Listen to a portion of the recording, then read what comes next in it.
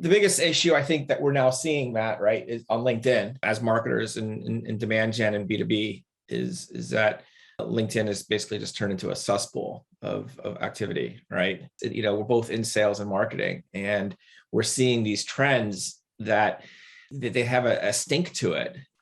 Yeah, there's a lot of things. We both had some negative experiences recently about, some LinkedIn outreach that went, just sideways. And it always goes sideways in this method. And I think that's the cold outreach that we get from, especially being in the B2B space as an agency, we get a lot of this cold outreach that comes out of the blue. And it's a big ask right then, right there. It's gotten to the point of where almost every connection that I receive, I'm anticipating some sort of hit, right? It's and there's these B2B players out there that have a service, which is on the higher end, but they're selling almost like there's an infinite number of prospects in their pool, and it's not at all personalized. Right. And I think that's the part that you and I sort of get a kick out of. One, it's aggravating because it obviously makes the environment less enjoyable for us to participate in and jump in. But you just know that you're going to receive an unsolicited message from somebody that's just done poorly. So we can go into some examples, but I think B2B and B2C is different, right? And and the reason I want to start off talking about the difference between B2B and B2C is because there are methods that can work in B2C that should not be applied to B2B, right? It depends upon volume of your audience.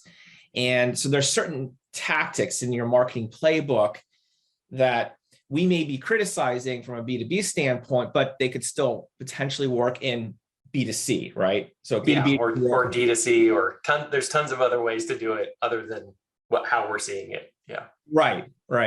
So I think before we kind of highlight some of the things that we're seeing, it's important for us to kind of describe that distinction, right? And as a senior strategist with us and what we see, how would you describe the distinction with B2B versus B2C? Like what is that line? Where do you draw that line? I think the line is like, don't piss off your audience.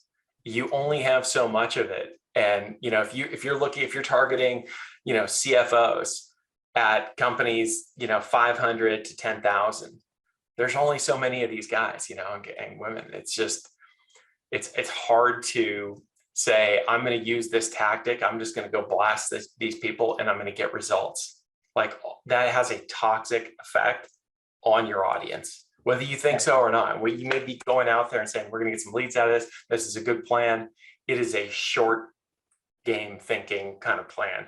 We want to play long-term games in B2B and SaaS in general, or in enterprise. We just want long game, gives you kind of long-term thinking, is going to make for a marketing engine and a sales engine that can exist over time and doesn't kind of damage this audience that you've spent all this money getting in front of, and you've got this product that's for them. You don't want to risk anything, I should say, that does damage to your brand.